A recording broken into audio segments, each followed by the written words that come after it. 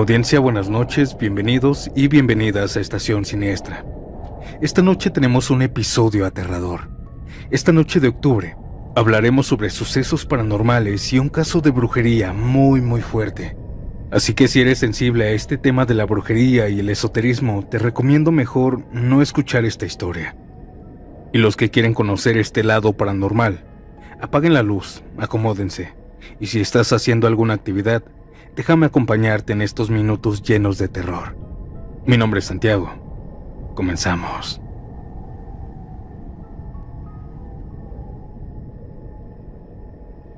Desde niña escuché que la brujería se pega por envidia, por celos o por amor, pero nunca imaginé verla tan de cerca. Mi hermana Lucía lo aprendió de la peor manera. Lo que empezó como un matrimonio roto terminó siendo un tormento que la arrastró casi al borde de la muerte. Pero déjenme darles un poco de contexto. Lucía y yo vivíamos en Zacatlán, Puebla.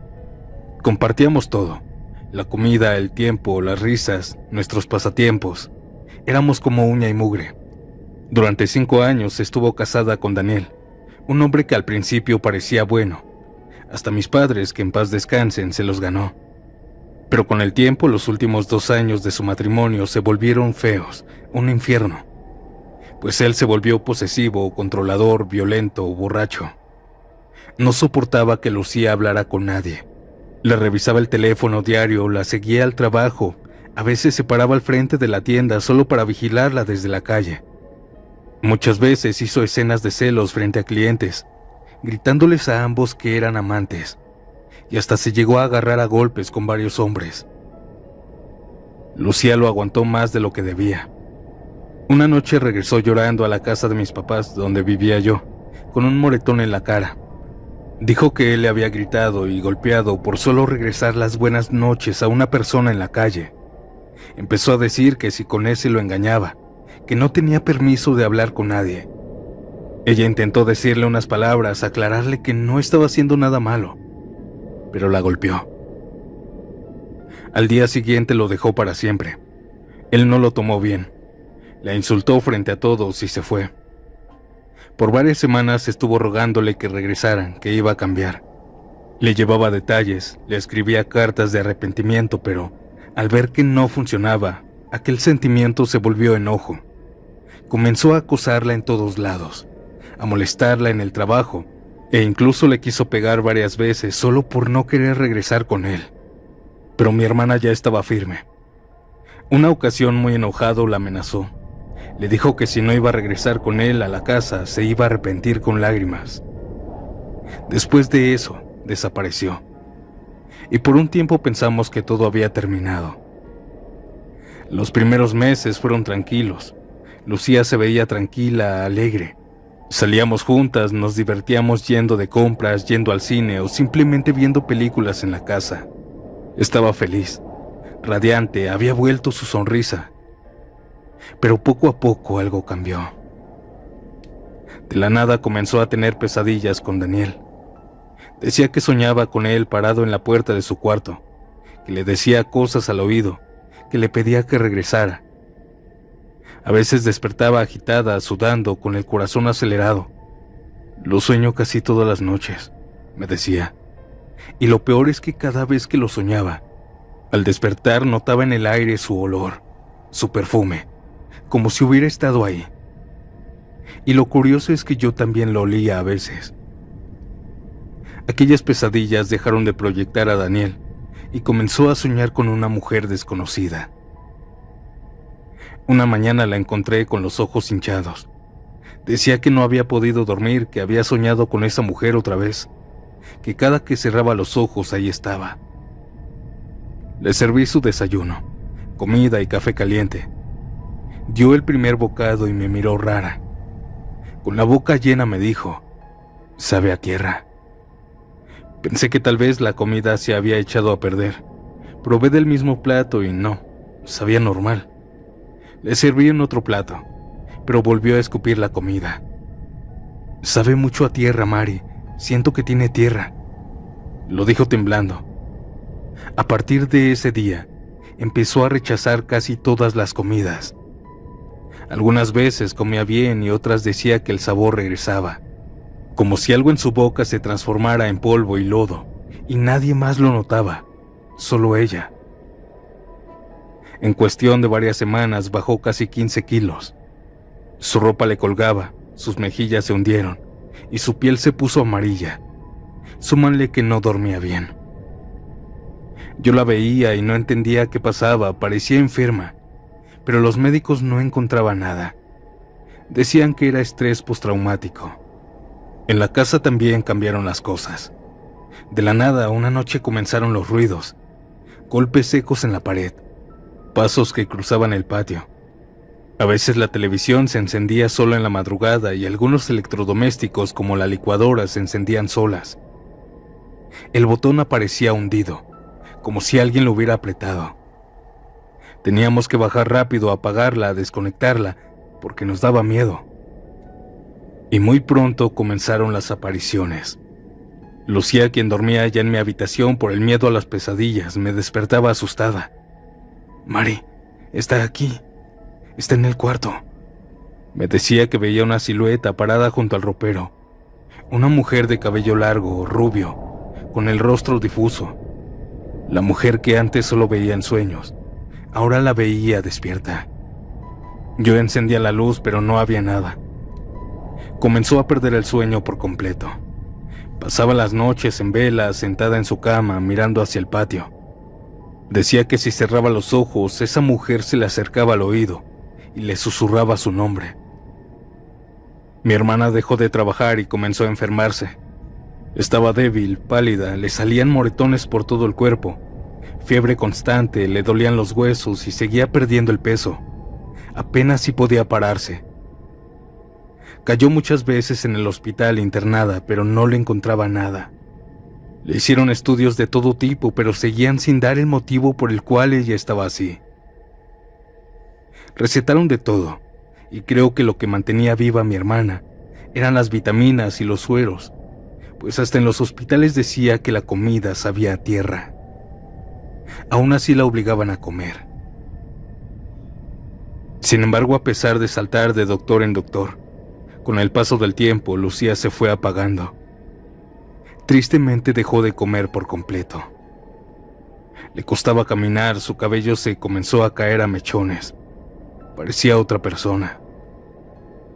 La llevé a hospitales privados en donde según personas eran mejores y que ahí sí me darían respuesta.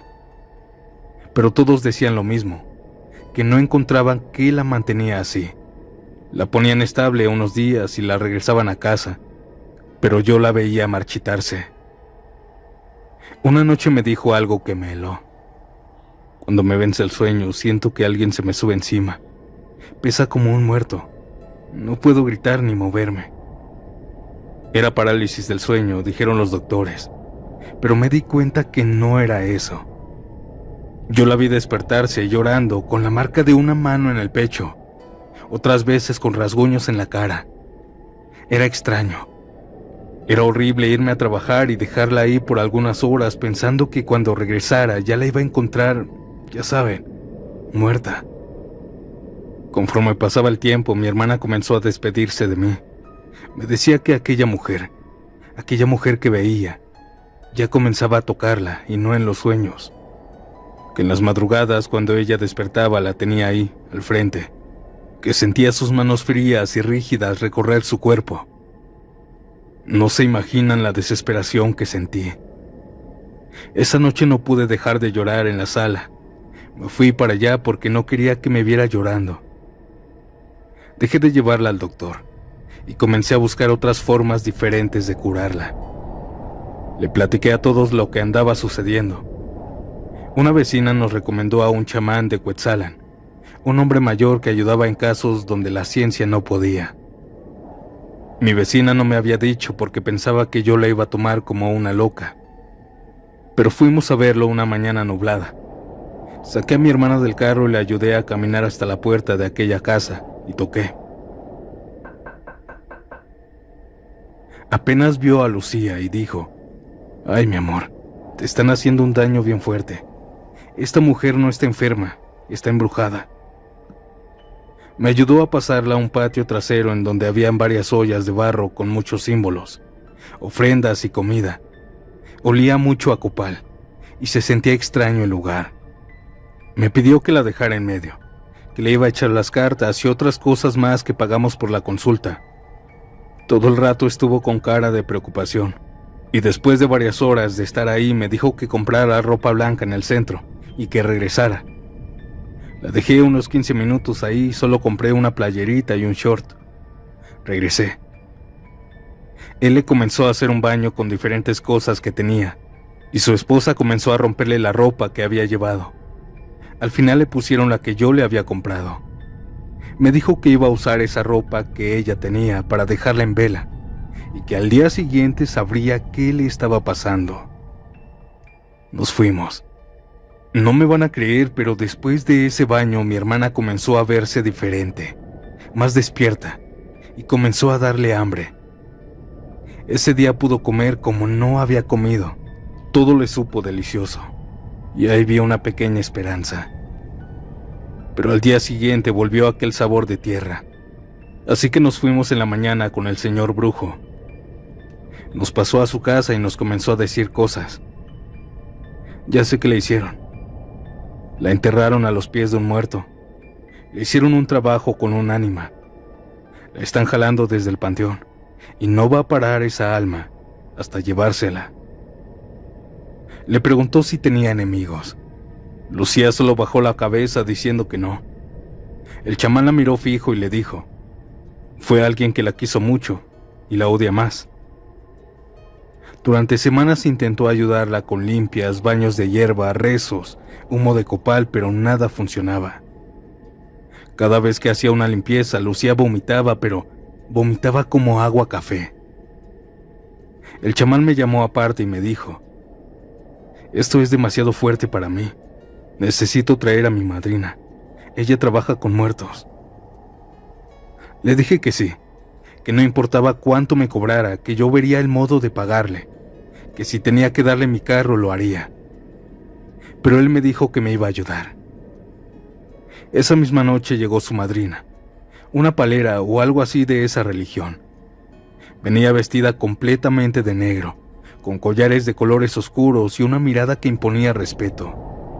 Apenas cruzó la puerta y vio a mi hermana y dijo en voz baja: aquí hay una presencia y no tiene buenas intenciones. Me explicaron que trabajar con muertos era muy fuerte, que no me asustara si veía algo o escuchaba cosas. Me hicieron una protección rápida y por la gravedad del asunto no perdieron tiempo y comenzaron a trabajar. Llevamos a mi hermana a un cuarto sin ventanas. También llevaron una de esas ollas en donde se supone que habita un muerto. Cerraron la puerta, apagaron las luces, dejando una oscuridad total. Prendieron varias velas que formaban un círculo grande donde cabíamos nosotros. Colocaron a mi hermana en el centro y ellos dos al frente mirándose cara a cara, hincados. Yo estaba a la cabeza de mi hermana, igual hincada, ambas mirándonos y ella llorando. Allí comenzaron a decir varias plegarias que solo ellos repetían por varios minutos. Mientras más lo decían, el aire comenzó a volverse denso, frío, casi imposible de respirar. El chamán comenzó a rezar en voz baja mientras la madrina golpeaba el suelo con un bastón de madera, marcando un ritmo lento. Yo estaba observando nada más. No se veía nada, no se escuchaba nada, pero se sentía algo. Como si la habitación estuviera llena de personas, pero solamente éramos 4. Sentía en ocasiones como alguien pasaba detrás de mí caminando. De pronto el chamán dejó de rezar y la señora comenzó a temblar mucho.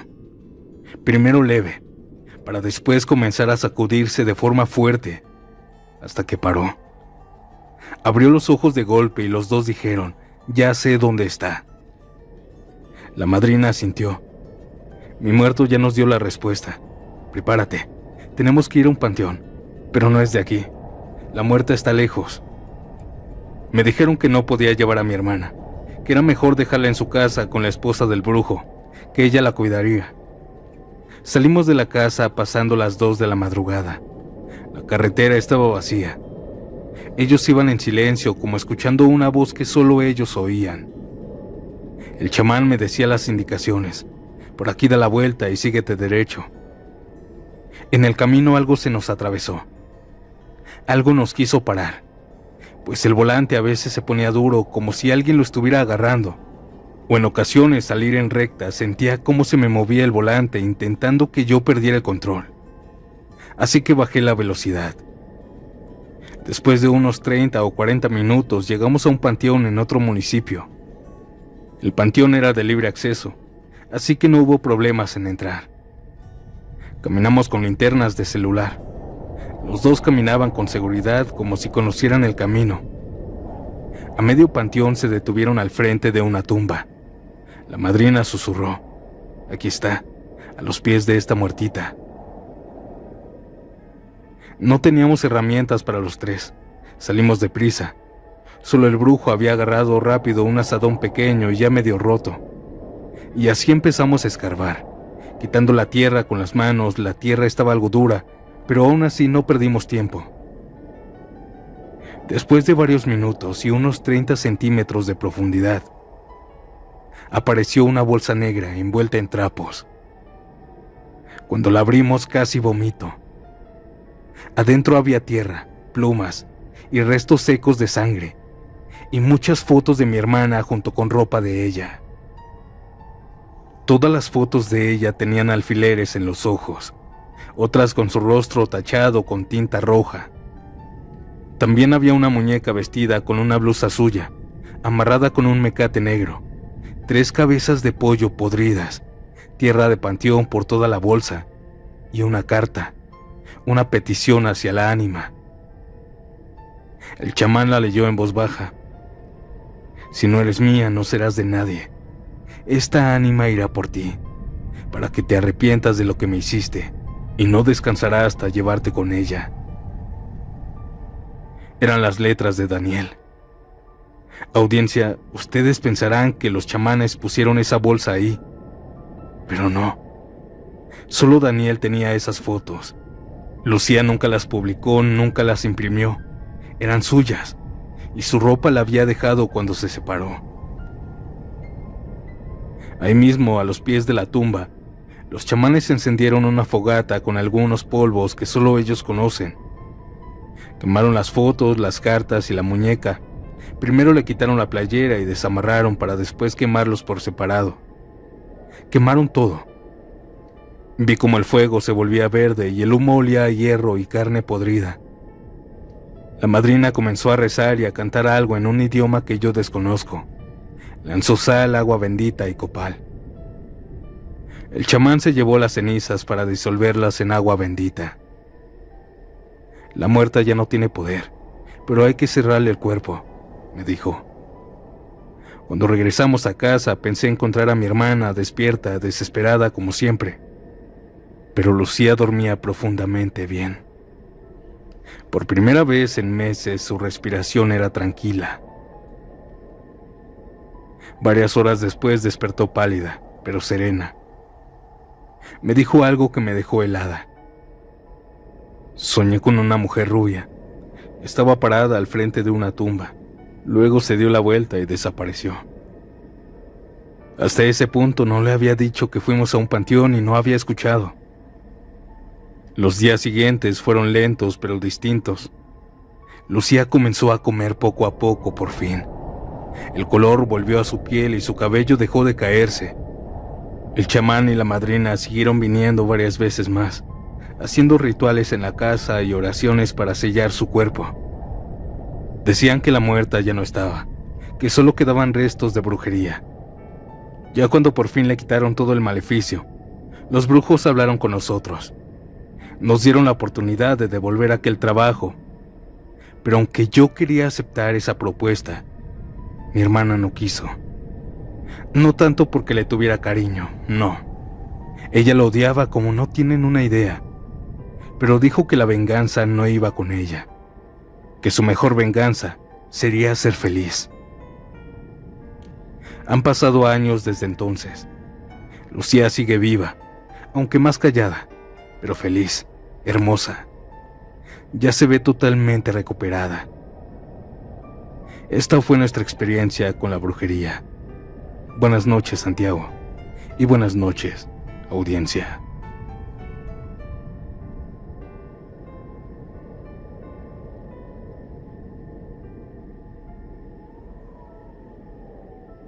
Yo nunca creí en nada, ni en santos, ni en brujería, ni en brujas.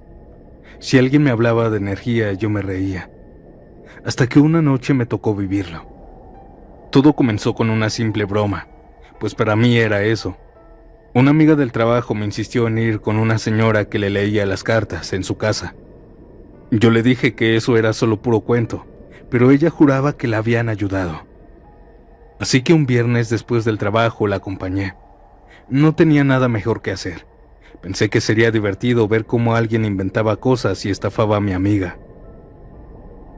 La casa quedaba a las orillas de la ciudad, una colonia vieja, con calles empedradas. Era una vivienda normal, pero al entrar, me sorprendió el olor a incienso y a flores. En una esquina había una mesa con velas, figuras raras con cuernos, copas con agua y un mazo de cartas. La mujer que nos recibió se llamaba Cira. Tendría unos 60 años por ahí. Llevaba un rebozo negro y una falda larga, típica de esas señoras, y una mirada serena pero profunda. No sonreía. ¿Quién va primero?, preguntó. Mi amiga levantó la mano. Yo observé la lectura con escepticismo. La señora decía frases genéricas. Veo preocupaciones, alguien te tiene envidia, un cambio se acerca. Yo casi me reía. Cuando terminó con ella me miró directamente y me dijo: tú también quieres saber, aunque no lo admitas. Y sin esperar respuesta bajó las cartas y me pidió que las cortara con la mano izquierda. Me dijo que sería gratis para mí, pues estaba segura que yo no creía. Las primeras cartas cayeron sobre la mesa, con suavidad. Ella las observó en silencio, moviendo los labios. Tu nombre es Giovanna. Me dijo todo mi nombre hasta con apellidos. Yo me quedé sorprendida. No había manera de que supiera eso. No le había dicho nada de mí, ni siquiera a mi amiga. Vive sola, ¿verdad? Sí, respondí, intentando sonar indiferente. Pero últimamente sientes que no estás sola, me dijo. Me quedé helada. Esa misma semana había soñado que alguien me observaba mientras dormía. Una sombra parada frente a la cama. No se lo había contado a nadie. Ella siguió hablando como si leyera mi mente. Te despiertas en las madrugadas, sin razón, y a veces escuchas ruidos, como un golpe en la pared. No supe qué decir. Eran detalles tan precisos. La mujer levantó la vista y me dijo: no te asustes. A veces uno, cuando niega lo espiritual, las cosas buscan hacerse notar. Me pidió que eligiera 3 cartas más. Las elegí y ella suspiró. Hay un alma que quiere hablarte. Yo no pude evitar reírme, nerviosa. ¿Hablarme? ¿Pero por qué? ¿Quién es? No es alguien que tú conociste. Es alguien que murió en el mismo lugar donde tú vives ahora mismo. Ahí me recorrió un escalofrío. Vivo en un pequeño departamento en el centro. Lo renté hace un año. Y la dueña me dijo que antes vivía un señor mayor ahí, que falleció ahí mismo de un infarto. No podía saberlo aquella señora. No había forma de que esa mujer lo supiera. Él no quiere hacerte daño, pero no estás tan sola como crees. Le dije que no siguiera. Me paré algo asustada, nerviosa. Le dije a mi amiga que nos fuéramos y así lo hicimos. La bruja me gritó que no era malo, que solo estaba en ese plano atorado. No dormí bien esa noche. Intenté convencerme de que había sido pura coincidencia, que esa mujer había adivinado nada más. Pero al llegar a mi departamento ya no pude descansar. Intenté dormir, pero a las 3 de la mañana me despertó un sonido seco en la pared.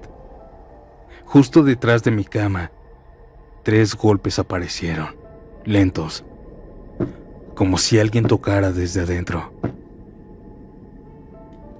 No quise moverme y menos pararme, no después de lo que había dicho la señora. Ya después, cuando me estaba ganando el sueño, comencé a soñar de nuevo con un señor viejito. Lo veía en mi departamento, pero vacío, sin muebles, sin luz.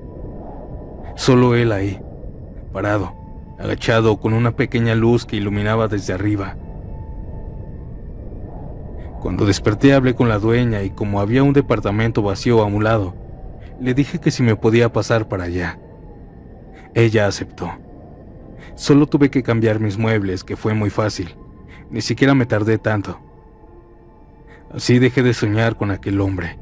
Y sobre la bruja, prefiero pensar que tal vez una minoría no son charlatanes. No cabe duda que hay cosas inexplicables en este mundo, sucesos que aún no podemos entender. El tema de la brujería es muy complejo y escalofriante. Ahora, ¿qué les parece si vamos con otra historia? Un relato que nos manda Casey Beltrán. Pero antes de pasar a la siguiente historia, no olvides dejar tu like y comentar desde dónde me escuchas. Ahora sí, ¿están listos y listas? Continuemos.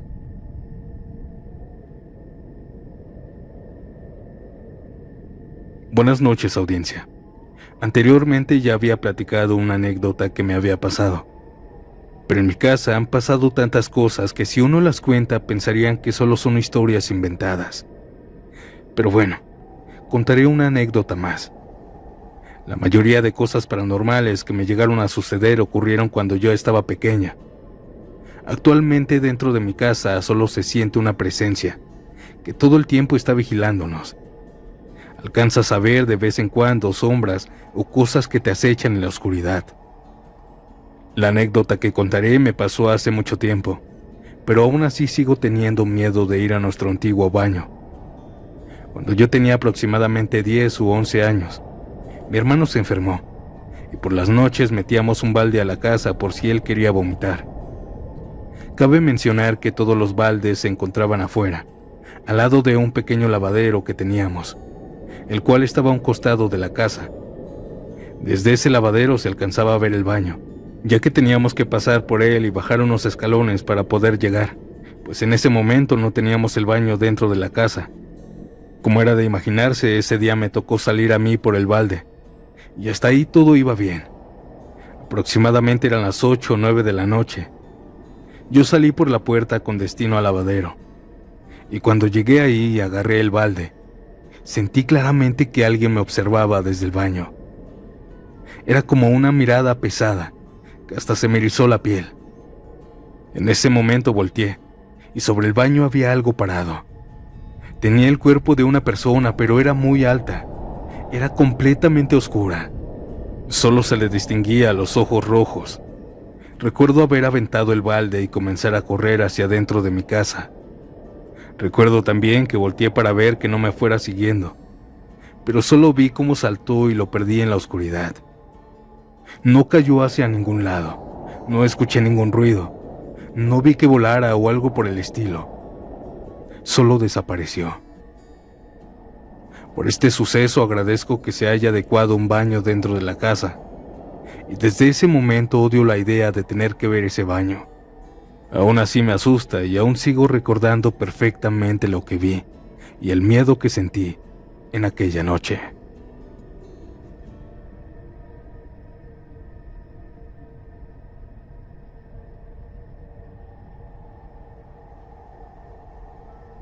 No sé si me crean o no, pero lo que sí sé es que fue muy real. Y ahí empezó lo peor de mi vida. Yo soy de Honduras, de la ciudad del Progreso, Lloro. Cuando tenía 5 años vivía con mis papás y mi hermana en una casita pequeña de tablas. En ese tiempo en la colonia donde vivíamos, eran pocas las casas y estaban bien apartadas unas de otras. Así que era muy oscuro por las noches y no había mucha luz pública. Una noche en particular, cuando ya estábamos acostados, recuerdo que mi papá me dijo que saliera afuera a revisar si había guardado unas cosas de la comida, pues no recordaba si las había guardado. Yo no quería, pero mi papá era de carácter fuerte, así que salí. Eran alrededor de la 1 de la madrugada. Revisé todo y cuando ya iba para dentro de la casa, escuché atrás de mí un silbido, como para llamar mi atención. Cuando volteé a ver me quedé sin habla, pues vi a un duende viéndome directamente. Sé que sonará increíble, pero él estaba sobre una gran serpiente, sentado. Solo me quedaba viendo directamente a los ojos, con una mirada tan fría, amenazante, y con una sonrisa de psicópata, una sonrisa que aún no olvido. Me quedé espantado. Como pude, entré a la casa temblando y les conté a mis padres.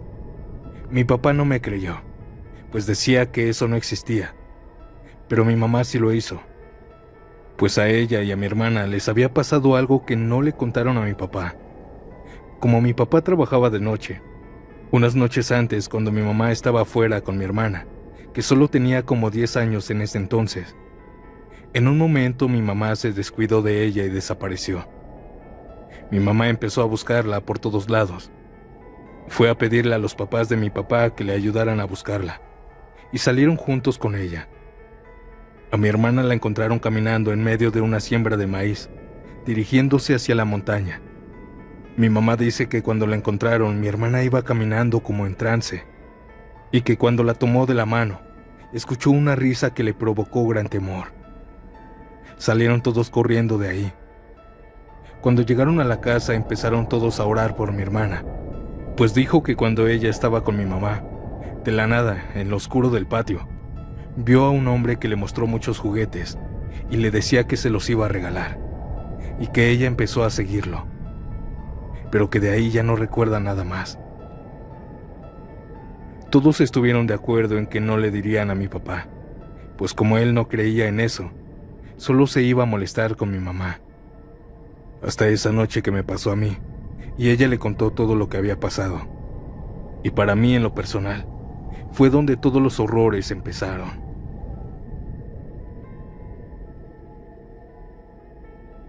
Audiencia, con este relato terminamos este episodio. Esta última historia nos la manda Alan Hernández, quien nos dice que esto solo fue el principio de más cosas paranormales, más cosas que nos irá contando poco a poco. Y bueno, buenas noches, y nos vemos pronto en un nuevo episodio. Chao.